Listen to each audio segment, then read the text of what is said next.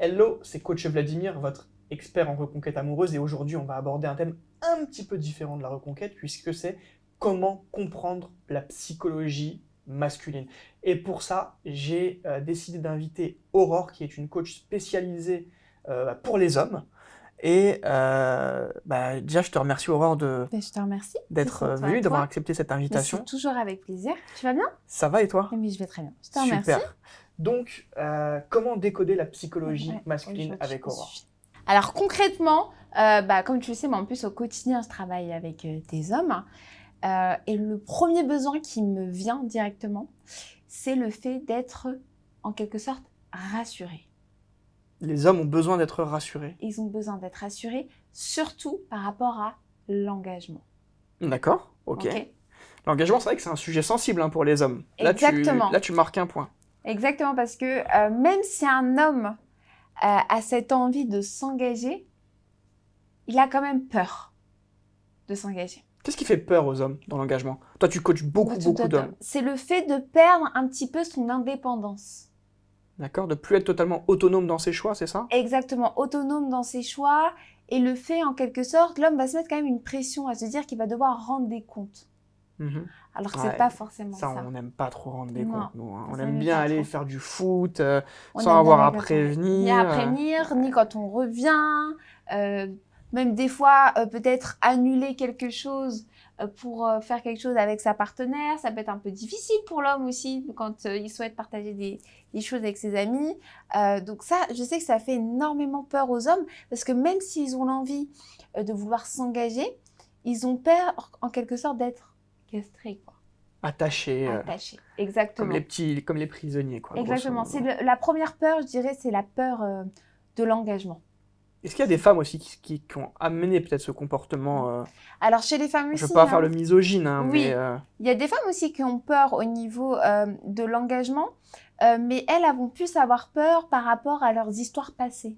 D'accord, c'est-à-dire par rapport à des hommes qui ont eu des comportements peut-être un peu trop excessifs, peut-être pas mal de déceptions aussi, le fait, entre guillemets, et je ne vais pas paraître vulgaire, mais de toujours tomber sur le même profil un petit peu de... Les connards. Des fameux connards. Donc, les femmes vont plus avoir cette peur de l'engagement par rapport un peu à leur passé, alors que les hommes, c'est juste cette peur, en fait, de tout modifier dans leur quotidien. Surtout que quand tu t'engages avec une femme, ils ont un petit peu peur parce qu'ils savent aussi que c'est eux les hommes, qu'il va falloir qu'ils soient hyper porteurs en proposition. Il faut qu'ils assument, quoi. Tout simplement. Exactement, il faut qu'ils assument. Ok, c'est la société un peu qui pousse aussi à avoir cet aspect-là. Clairement. Il faut qu'ils soient à la hauteur. Voilà, il faut qu'ils soient à la hauteur et puis tout de suite, peut-être que l'homme se met un peu trop de pression et oublie aussi que une relation, c'est aussi un rapport d'équilibre et que il faut poser les choses, quoi. Est-ce que tu remarques, toi, une tranche d'âge, par exemple, à partir de laquelle les hommes sont un peu plus libérés et quelque part acceptent davantage de passer le cap, entre guillemets? Je dirais concrètement pour un homme, alors attention, c'est qu'une moyenne, je dirais à partir de 32, voilà. 32 ans 32, 33 ans, c'est là où l'homme commence réellement à être sûr aussi de lui et de se dire j'ai envie de m'engager, j'ai envie de construire, j'ai envie de partager. Voilà. L'homme, il a besoin aussi, mais il n'y a pas que l'homme non plus, la femme aussi, elle a besoin un petit peu d'avoir ses expériences, mais c'est vrai que la femme, naturellement, on va plus avoir l'envie de créer, de partager, plus jeune que les hommes, quoi. Ok. Alors, en ce qui concerne la psychologie masculine, est-ce qu'il y a d'autres choses qui te viennent comme ça à l'esprit, que tu souhaiterais partager avec nous? L'homme, il a aussi besoin, de séduire. L'homme, il a besoin de séduction. Je sais pas, tu me donnes raison? Peut-être que je me trompe et je pense... Non, je pense que tu as raison. L'homme, il a toujours besoin de séduire. Je pense que ça revient peut-être aussi on va parler de notre nature profonde, mais ça revient peut-être... Mais c'est pas un aspect négatif, en fait. Voilà, s'il y a des femmes quand ça dépasse pas certains stades. Voilà, bien évidemment. Voilà, il y a un point de vigilance. Faut pas que ça devienne excessif. Faut pas que ça devienne de l'irrespect non plus. Mais voilà, s'il y a des dames qui nous écoutent aujourd'hui, voilà, l'homme aime aussi séduire et aime aussi être séduit. Voilà. Il a ce petit goût du challenge aussi, qui est peut-être un peu plus puissant que chez les femmes.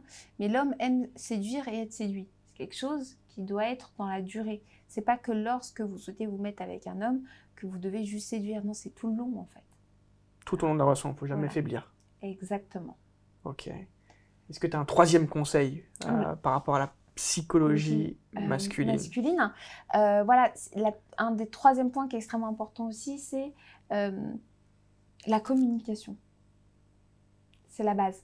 Parce que la femme, elle a tendance, elle a énormément s'exprimer.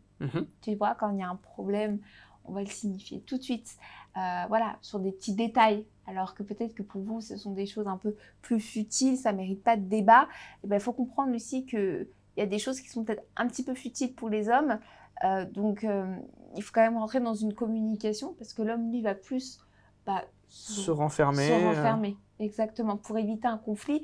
Donc, voilà, si mesdames, vous nous écoutez aujourd'hui, privilégiez une communication fluide parce qu'il y a des choses pour vous qui vont être hyper simples et compréhensibles, alors que pour l'homme, ça va être des petits détails un peu futiles. Donc, ça ne sert à rien de s'énerver et juste avoir une bonne communication sans crier forcément et pour que vous puissiez amener l'homme à parler. C'est la base. C'est un très bon conseil, la communication avec les hommes. La communication avec les hommes sans faire des tonnes, en fait. Parce que l'homme va plus fuir automatiquement. Parce que l'homme... Alors, je dis pas que la femme aime les conflits, hein, parce que ça serait être un peu perverse, j'ai envie de te dire. Mais voilà, la femme, elle s'exprime. Il y a un problème. Alors que l'homme, lui, il va plus se garder pour lui et pas forcément en parler. Pas forcément en parler. Ouais. Ok, super. Exactement. Je sais pas si mes réponses te conviennent. Alors, je suis pas là pour te noter, mais moi, je valide tout ce que tu as dit. C'était très intéressant. Tu pourrais peut-être ajouter un point, peut-être que j'aurais pas cité. Sur la psychologie masculine. Exactement. Je pense que les hommes sont très susceptibles. Et ça, c'est des choses aussi... C'est intéressant. Ouais, les hommes sont assez susceptibles. Et parfois, ils gardent à l'intérieur, comme tu le disais. Et cette susceptibilité, elle va pas forcément ressortir, mais ils vont le garder à l'intérieur. Et les femmes gardent souvent à l'esprit tout ce que les hommes peuvent dire. Et les hommes ne gardent pas à l'esprit tout ce que les femmes disent, mais les choses qui peuvent les avoir piquées dans leur ego, ça, en général, ils le gardent. Peut-être les hommes sont susceptibles et un peu rancuniers, tu penses? Tu penses qu'il y a beaucoup de personnes rancunières, chez les femmes aussi, vous êtes assez doués. Je peux sans pas me fermer, mais oui, ça peut arriver, ouais, c'est sûr. Pourtant, la dernière fois, tu étais assez rancunière en ce qui concerne le... Non, je plaisante. Mais plus sérieusement, je trouve que les hommes sont assez susceptibles. Et parfois, comme ils sont censés avoir, de par la société, ils sont censés avoir cette posture un peu dominante. Ils ne le montrent pas. Et je pense que ça, c'est à prendre en considération. De plus en plus d'hommes sont sensibles, mais encore une fois, c'est un peu freiné. Ils le gardent à l'intérieur d'eux. Quand vous êtes avec un homme, pour bien comprendre sa manière de fonctionner, une des premières questions à se poser, c'est est-ce qu'il est sensible? Quel est son degré de sensibilité? Et quel est son degré de susceptibilité? Ok. Et donc tout ça aussi, ça passe par la communication en réalité. Évidemment, voilà. Évidemment. Et ne pas se braquer si un homme se braque. Voilà, ça peut arriver. Et donc avoir aussi cette intelligence de comprendre pourquoi l'homme se braque et que c'est pas forcément un caprice, tout simplement. Ouais, tout à fait. En tout cas, pour pouvoir retenir les points importants de ce thème qui sont les points forts, les points à saisir de la psychologie féminine, il va y avoir déjà... la psychologie masculine. Oui, la psychologie... Attention, là, c'est perturbant quand même. Donc, les points importants pour la psychologie masculine. À retenir aujourd'hui, ça va être, dans un premier temps, l'engagement. Là, les hommes peuvent avoir peur de l'engagement. On a parlé de communication, de séduction et surtout de susceptibilité. Extrêmement important. En tout cas, n'hésitez pas, si vous aviez la moindre question, ça se passe juste en bas. N'hésitez pas à laisser le moindre commentaire, on y répondra avec plaisir à Vladimir. Ouais, et donnez-nous de la force avec vos likes. Exactement. Parce que ça fait toujours plaisir. Donc n'hésitez pas à liker, à commenter. Et en tout cas, on vous dit à très vite avec Vladimir. Salut Aurore, à bientôt. À bientôt.